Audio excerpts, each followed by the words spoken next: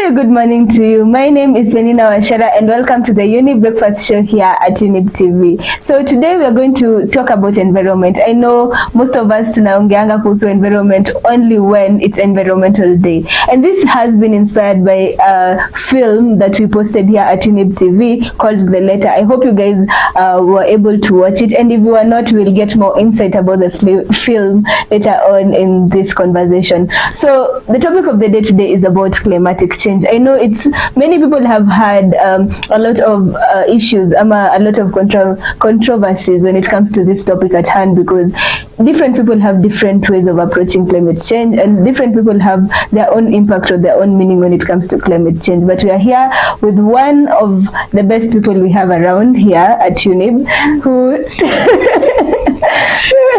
we are here with one of the best people about of environment to enlighten us on more about environmental issues, and mostly the topic at hand, which is climate change. Karibu sana. Thank you, Sana. Welcome to our show here at Younib TV. Hey, thank you. I'm usually behind the scenes, but it's different. So kindly introduce yourself. Najua watu kujui, because unajua sisi hapa kwa Younib and the Younibians hapo nje, they really definitely know you. Unakwanga tu hapo behind the scenes. So to introduce, tuambie unafanyanga nini? How are you impactful kwa Younib? Ndio watu wajue sasa who are you and what you really do for us here. Hey, my name is Gloria Munyiva, chairperson of the Younib Youth Network for Interreligious Brotherhood, a friend, a sister, a daughter, and an environmental scientist. I'm aspiring to be an environmental scientist and human activist. So what I do, I usually try to bring people together through joy. Secondly, bringing awareness and correct information to people about environmental issues, especially the climate change that is affecting our country, yes, and talking about it to see views and how we can move forward to try and bring, let's say, a harmonious balance that will help people to live sustainably. Yeah. So now you guys know about Gloria. Sikuwa nataka kusema yeye ndi chairlady ndo ajiintroduce. So yeah, so at least you've heard she's a chairlady here at Younib, the whole group called Younib. So Younib TV is a branch of Younib. Yes, and if you want to learn more, tutamuita siku ingine to explain for us about the Younib organization as a whole. So today tunaongelea kuhusu climatic changes. If you guys know about environment, this is something that everyone is talking about, climatic changes. Tumekuwa tukisikia about COP27, COP26. As we dive into this conversation, is climate change real? Yes. We'll start the definition of climate. So climate is the average weather condition of a particular place over a long period of time. Primary. Climate change occurs when kuna drastic changes over that pattern inakuanga. So you find that climate change might be inevitable, but the drastic changes zenye zinafanyika sahi ni due to the human actions zenye zina impact, not for better but for worse.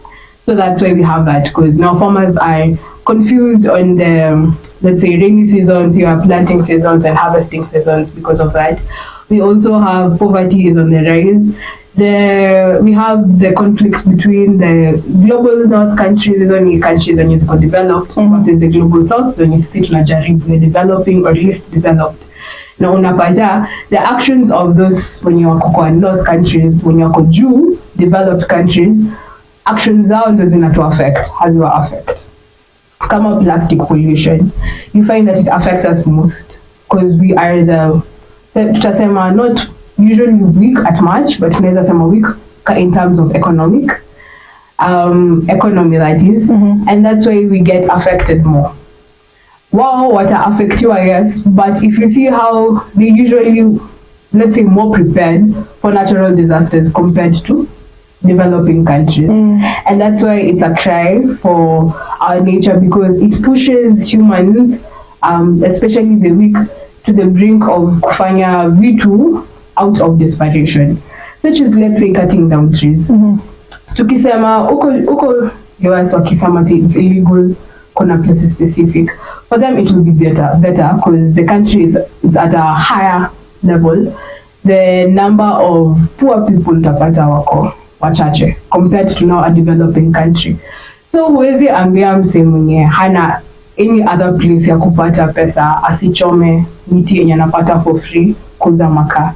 So this time, us as the developing countries, we are trying to come up with innovative solutions ya vile the society can be able to live, to earn a living and live sustainably using the renewable resources. Forest is a renewable resources, but vile inaendelea kukatwa itakuja kwa na renewable.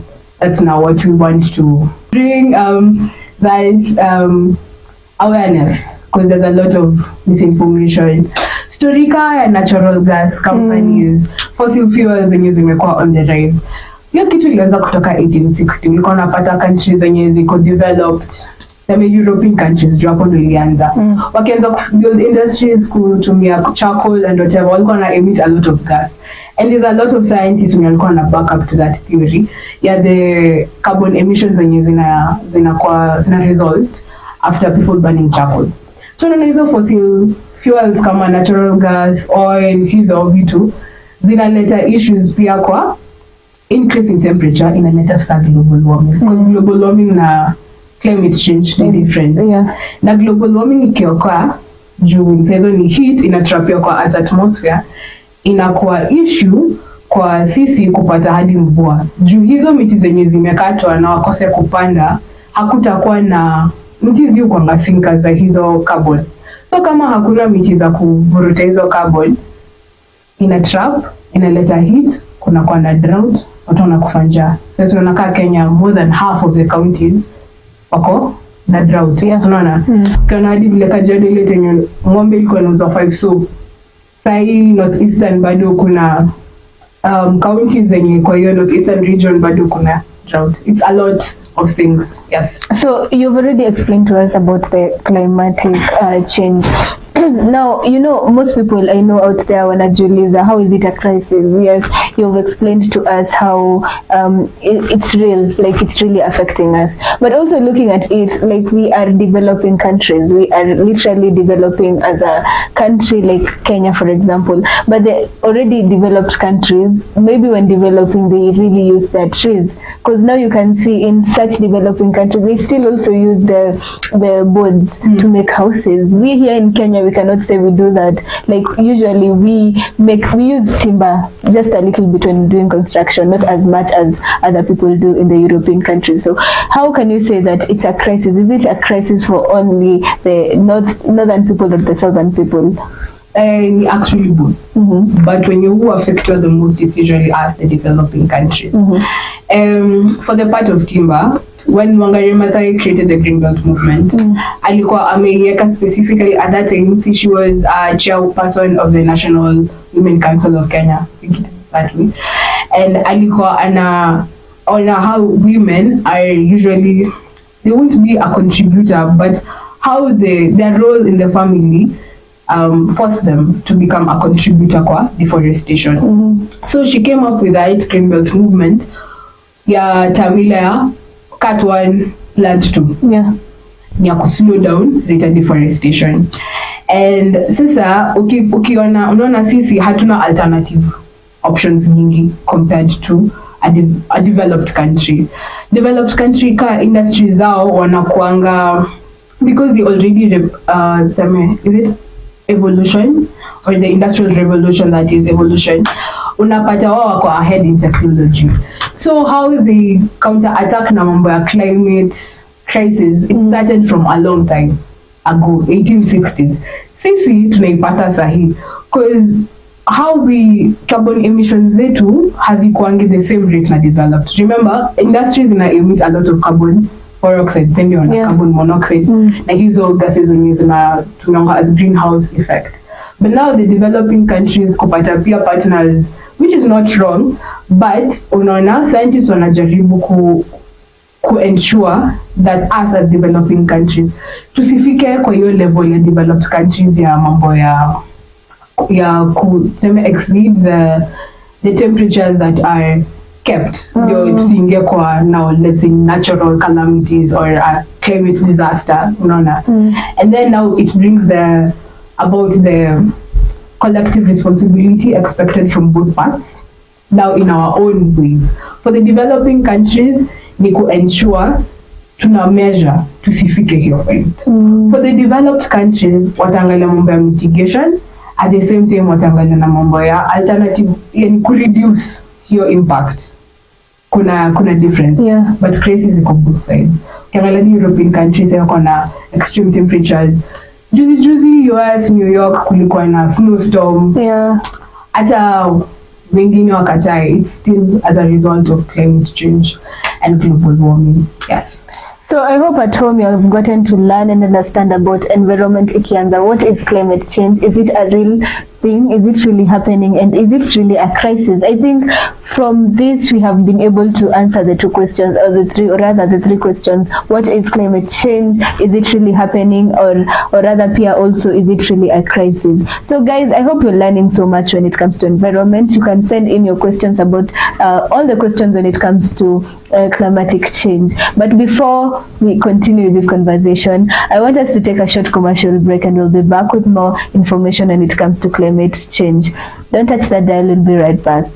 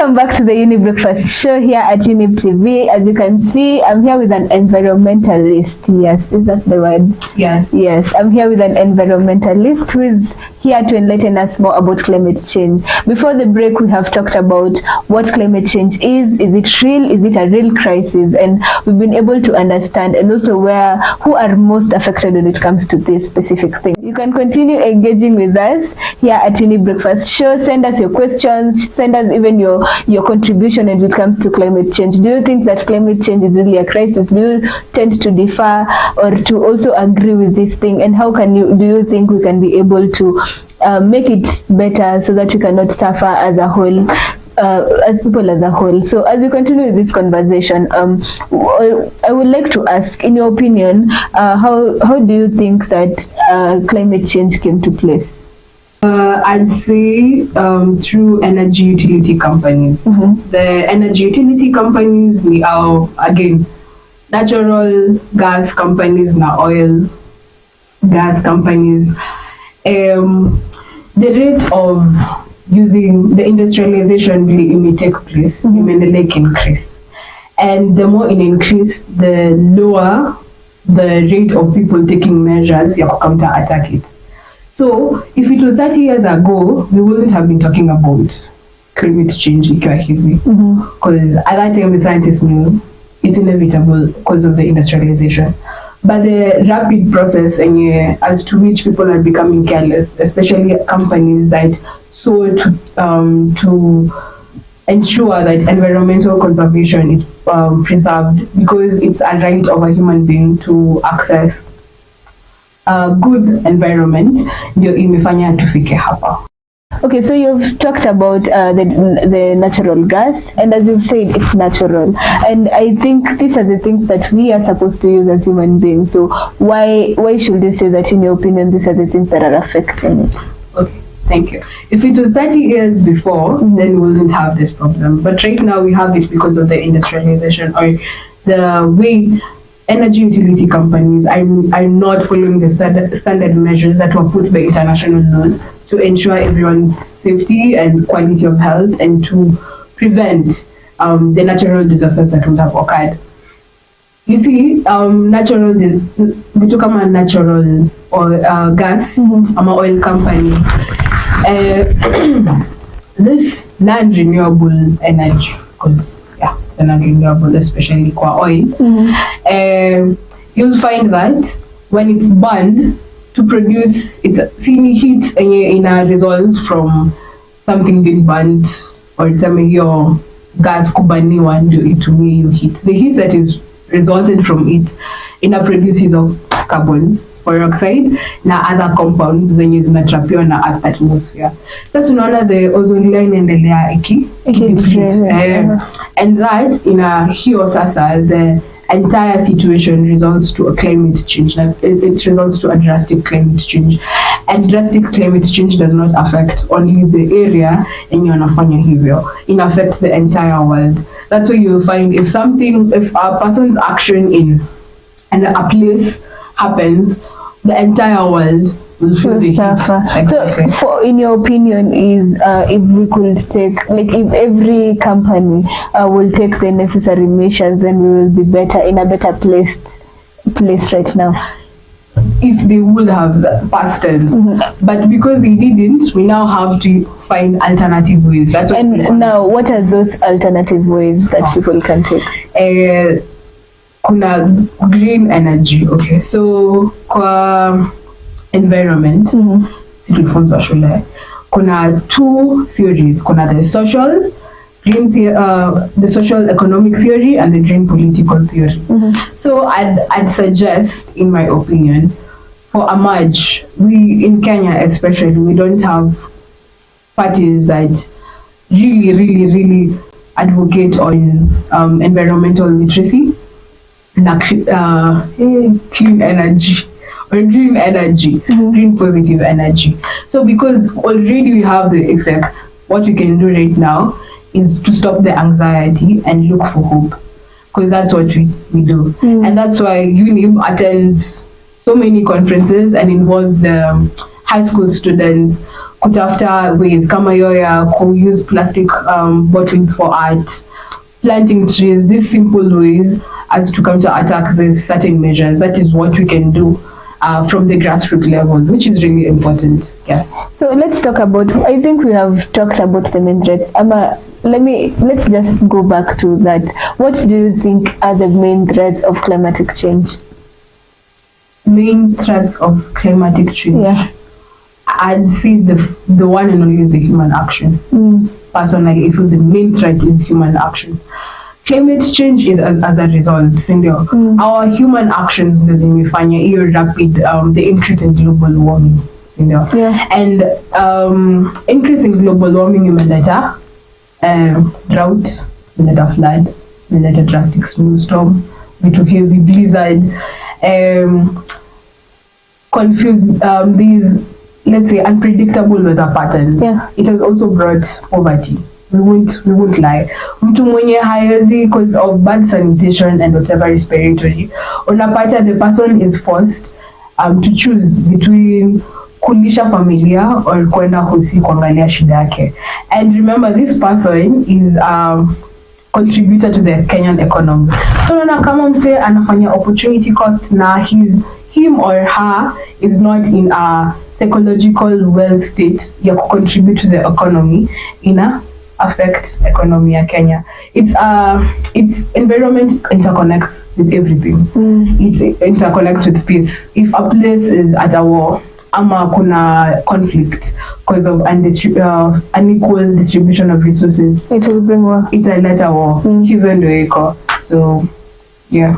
I hope at home you're taking notes when it comes to climate change, and I hope you're learning. So when we started the show, I remember mentioning about the letter, and the letter is it was a film, or rather, let's say a short film, but it was rather a documentary about climate change. So can you enlighten us more on that? Because maybe kuna watu wali watch and they never realized what they were watching. Oh, yeah. So sitaki kuweka spoilers.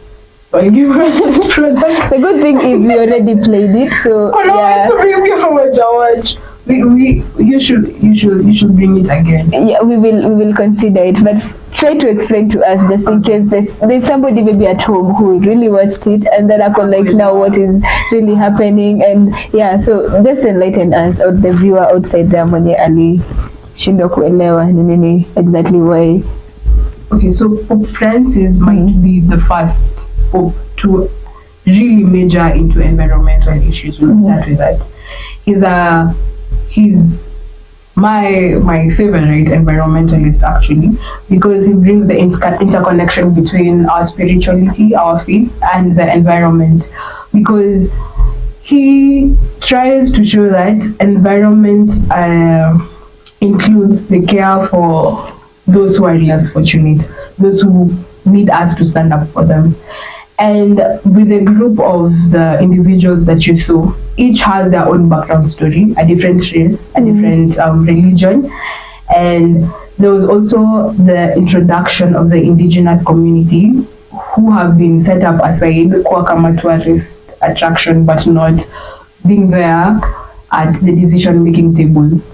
And this is what he tries to teach us, that we are supposed to include everyone, even in our own countries. The documentary simply states how the actions of those who have their own selfish motives, how it affects, especially in relation to environment, how it affects those who are weak, those who are vulnerable, and those who are key in our, let's say, in our native treasures.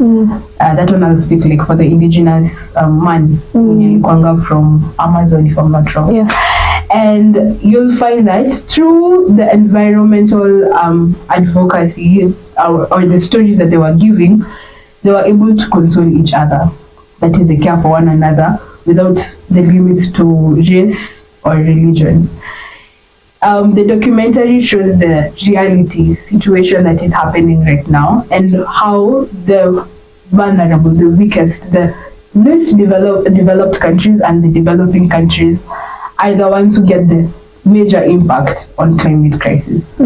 So guys, if you've not watched the letter documentary, you've missed out, and I'm sure it's just an amazing documentary. So play hapa, and we'll try and see whether we can be able to repeat it for you guys. So don't really, it's good and enlightening also when it comes to matters climate change. So when we were talking about climate change, tukaongelelea kuhusu, you've said it affects us humans also, vegetation, animals. I want now us to think about food security. You know, also climate change has a little bit of something to offer when it comes to food security. Let's talk about that. How does it affect food security?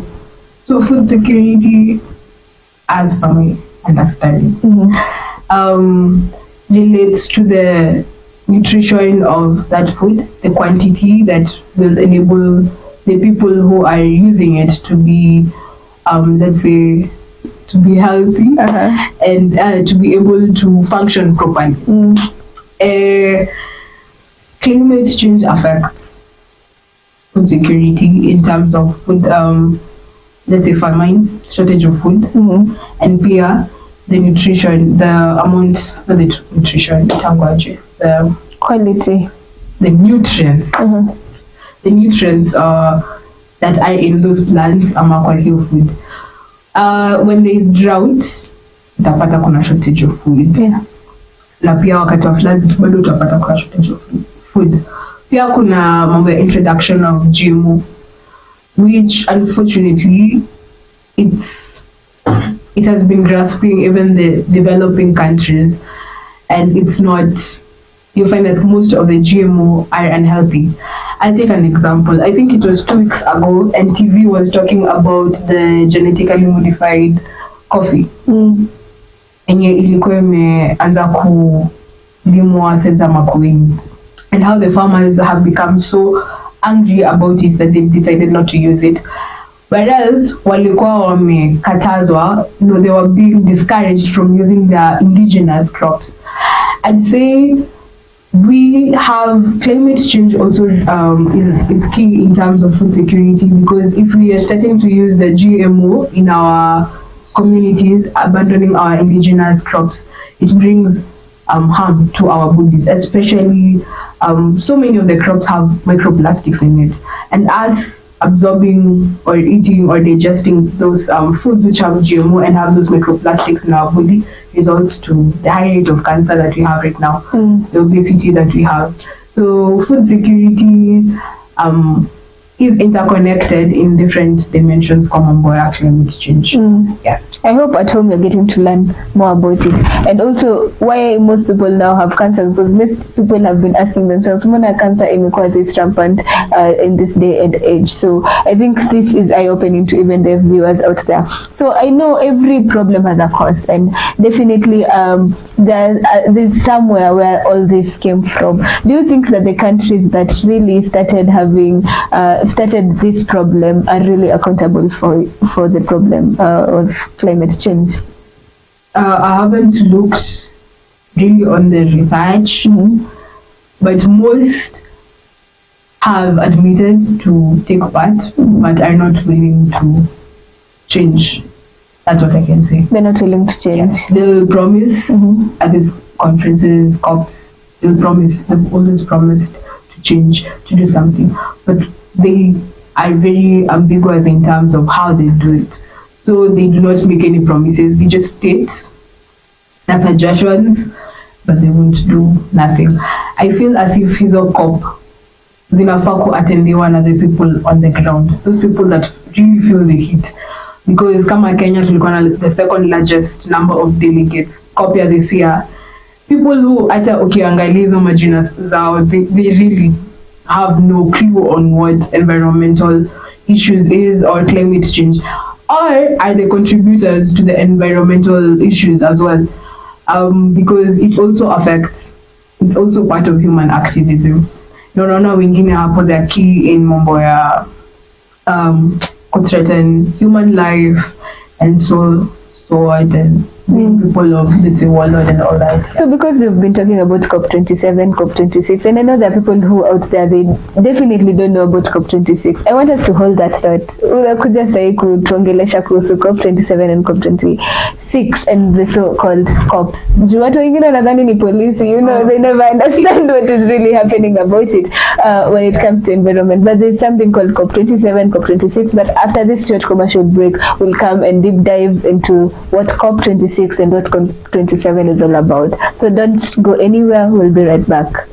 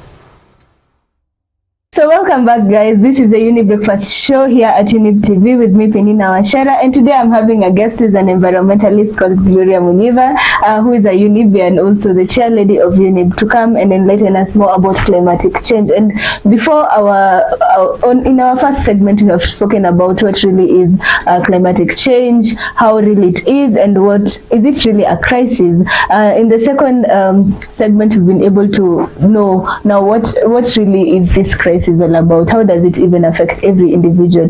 And now we are about to, before the break I had said about the COP27, COP28, not COP26, sorry, and we've had watu wengi wamekuwa kizisikiza, but they don't really know what really is happening. Na kuna watu wanadhani sana ni polisi, you know, and we are here now to get to understand what is really COP26, COP27, or all the COPs that we talk about when it comes to environment. What does it really entail? COP means Conference of Parties. This is where states that have agreed to environmental treaties come together to hear the report from the IPCC, that is the International Panel for Climate Change. They hear the report on the progress or what has been done so far, or what is the problem so far with our environment for each and every state. And they also get to hear the challenges from the vulnerable people and from the grassroots communities on what affects them in this, let's say, in environmental matters. And then the states, the members of states or the heads of states from these parties are able to, let's say, agree to a solution whereby they're supposed to adhere to it. So unapata kwa hizi conference, hizi COPs, ndio mahali watu from different parties wanakujanga. It's an initiative ya kuleta watu pamoja to hear from each other vitu zenye wanapitia kwa environmental matters. Kustop hiyo same culture ya ati tukubali tunafanyikiwa hivi juu hiyo place ingine inafanyikiwa hivi. It's more of mahali watu wanaweza raise their voice and they can be heard because members of state wako present. Ndio ku ensure hakuna mtu atasema ati haiwezi fikia member of state. This is a place where such discussions occur, and each year inakuanga na different theme yake. So kaya they say ilikuanga promoting climate technology kwa developing countries, and it was very interesting juu indigenous communities ama marginalized people, marginalized communities na the vulnerable walikuwa wanasema mnawezaje jaribu kutuonyesha mambo ya promoting climate technology kwa hizi developing countries zetu, and yet zile zenye zishatufanyikia, let's say the disasters zenye zishatu happen here, hatujui vile tunafaa kudeal nayo. So true, yeah. So it was more of loss and damage, ilikuwa imefikiwa. It was a very, this year the COP ilikuwa tu ina feel it was a reality setting in, kujua the weak really need to be empowered, or they need an amplifier or boost in telling their story. Yes. So now at home, if you're a viewer at home right now, I think you've gotten to understand what COPs is all about, and really how it helps to every nation that has signed the treaties. The treaties, let's call them the treaties, that is involved. And I've hoped that you've gotten enlightened when it comes to climatic changes. So let's try to also be builders of the climate through anything as little as possible. So I know we have dived in so much about the climatic change. Na unajuanga hii segment ndio tunakwanga with a little bit of games and also trying to know who Gloria is. Isikuwe tu ni Gloria the activist, and yeah. So before we go to the game part, I would like to ask you, how did you get to become an environmentalist? Napenda kupeana story. So story time. So 2019, that was during the environmental day in Kwanga, of course, in June. So Younib was part of the partners who carry out peaceful protest work, environmental protest work from Study, Baka, South Sea, South Bay. I'm really not sure. I confuse those terms usually. And it was my first time being really involved deeply kwa environment, because one, tukiwa wadogo tulikuwa tunaambiwa tupande miti, lakini mkono mnavua mbona wewe ulikuwa unapanda mti na unaacha hivyo, hata wendi kuiangalia kumwagilia maji, umepanda mti umefurahia. Kazi ilikuwa kuonyeshana nani akona mti kubwa anyway. But during that protest, I was able to hear the stories, the rising number of mortality cases among the infants and the young children because of their respiratory diseases. Na unapata ni kwa sababu ya takataka nye kwa hiyo place, I think it's in South Sea, kulikuwa place yenye walikuwa wameweka an illegal dump site near the residential areas, and you see hiyo kitu of course iliniuma na nikaanza kufeel very attracted towards mambo ya environment. Of course ukiwa kwanza ukiwa at that time huko unajua mahali pako until baadaye. And I think from there, that's when I was able to discover the Younib, let's say, Younib's part in terms of environmental matters. And from then on, the Younib has tried its very best by engaging with youths and students from high school in matters of environmental literacy, drug abuse awareness, and also education, quality education in terms of exploring your talents, because environment in a mataringi kwa mambo ya, it shows the state of hope in an area. If the place is very polluted, unapatanga watu living in those areas are very hopeless. Many of them are hopeless. And with that, it affects again the economy. It's a circular thing. It will always come back. So for one to even the mental state, it's usually how you are, or how a person who is mentally ill is, or not mentally ill, or who is mentally sick. Yeah. Utaona na the room ama how he or she lives in. Say mwenye anacho ziko in a mess, you get to know that person is either depressed or anxious. Hata mnaonanga kwa movies inakwanga tu hivyo. So it really affects. And that's what you're trying to do. So how has this shaped you now? How has being an environmentalist shaped you in matters of how you take care of the environment and so on? A lot of areas actually. I'll monitor my mental state na vile nitaacha vitu zangu.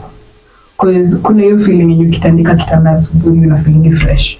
Kuna vile ukiacha kama iko not, let's say, if you haven't made your bed, kuna vile una feeling tu hiyo siku ikiwa slow, kuna mara tu hiyo feeling. Also imenifunza not to waste food. So even down to mambo ya kufunza mtoto kula chakula yote, kula nutritious food, serve what you can be able to eat. Don't serve too much, umwage the rest. It brings that aspect. Alafu inaleta mambo ya sharing, because when you know you can't tell me hawezi maliza hii chakula na ni mob, you'll invite someone else to come mkule pamoja. So you see, you're also caring for your brother and sister, which is something that we are taught as Christians and as human beings in general. So do you do mentorship? I know outside people wanataka kujua kama Gloria, do you mentor people to be able to learn more about the environment? In matters of environment, I have dealt with high school students. I'm hoping, I love to talk with the youths and also especially the high school students, because wako kwa hiyo bridge ya kukuja kwa the adult world. If we nurture them when they're still in high school, when they're able to know the difference, I think I'm comfortable with them. I believe I'm comfortable with them because I believe we can be able as a unit to help them discover their talents by bringing positive contributions towards the society in terms of clean alternative energy, especially saying about climate change. So najua sasa we have gotten to understand who Gloria is when it comes to environment. Alijipata wapo aje, how is she helping other people? So niko hapa na quick fire question. So today we are doing quick fire question. Najua akiwa nje alikuwa ameniambia guy, I am just hoping leo si let's kwenye napewa maswali za shule because atapeta mimi nje 10 sindio, but apparently leo amebahatikia.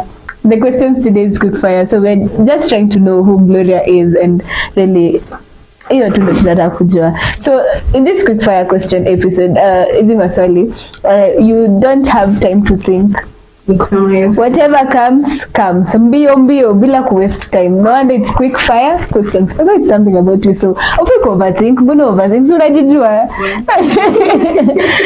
So question number 1, what's your favorite drink?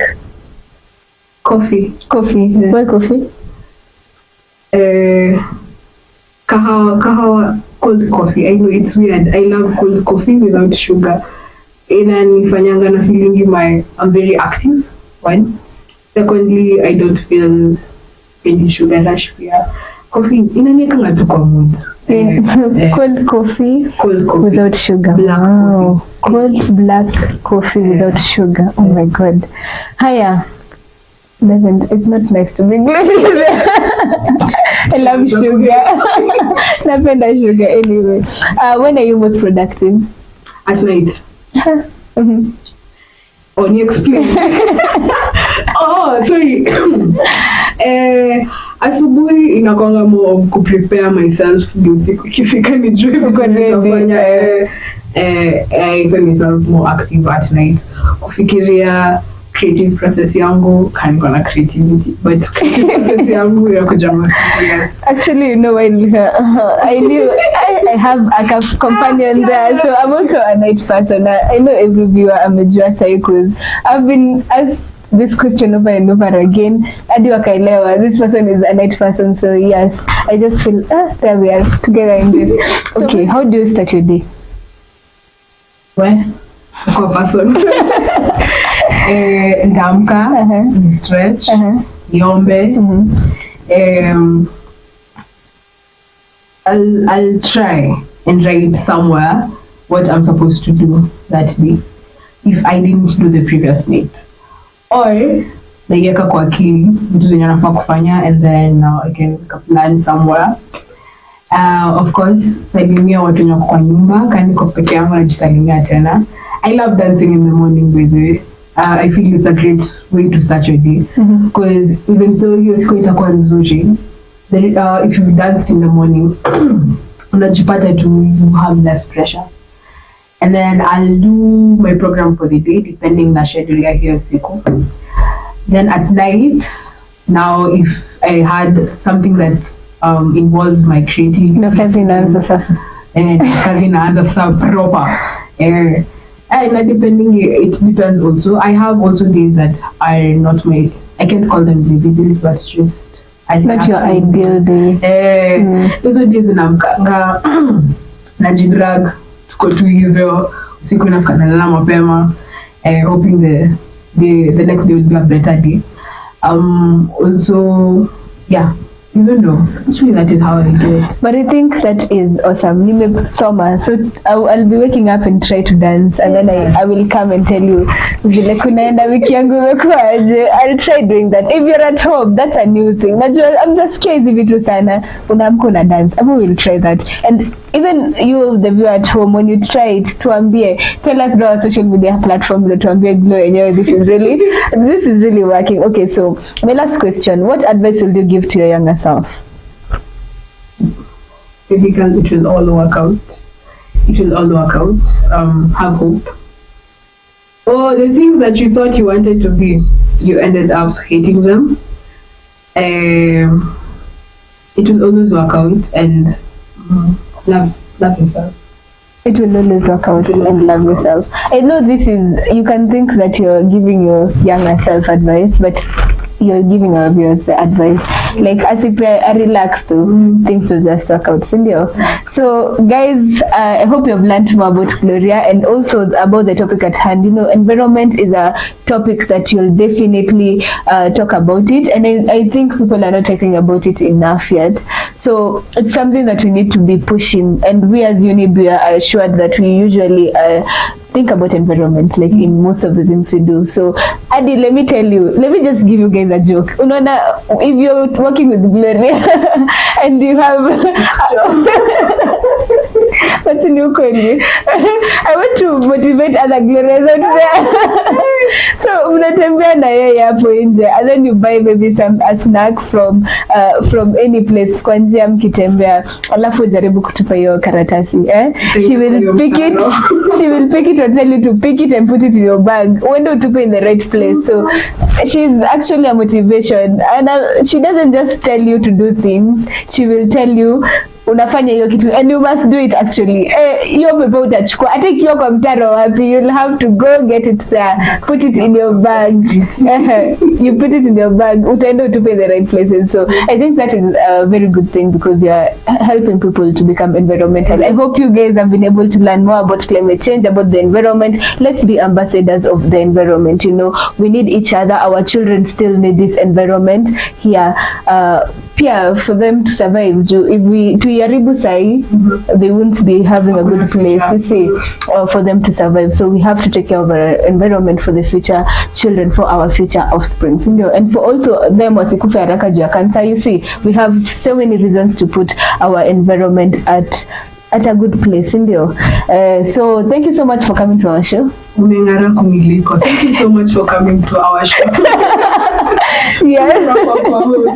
So thank you so much for coming to our show. Huku tunang'aranga actually, you see. So next time unajua, si ndio, this is how we do it. It's a new year, new thing. Acha mimi nang'ara na hiyo. You see, you are our ambassador already. So guys, this has been an amazing day, amazing conversation actually. I hope you enjoy your day ahead and you go thinking about the environment. So make sure leo ukiwa kwa hiyo njia you motivate somebody about environment. Asitupe takataka, fanye something good about the environment.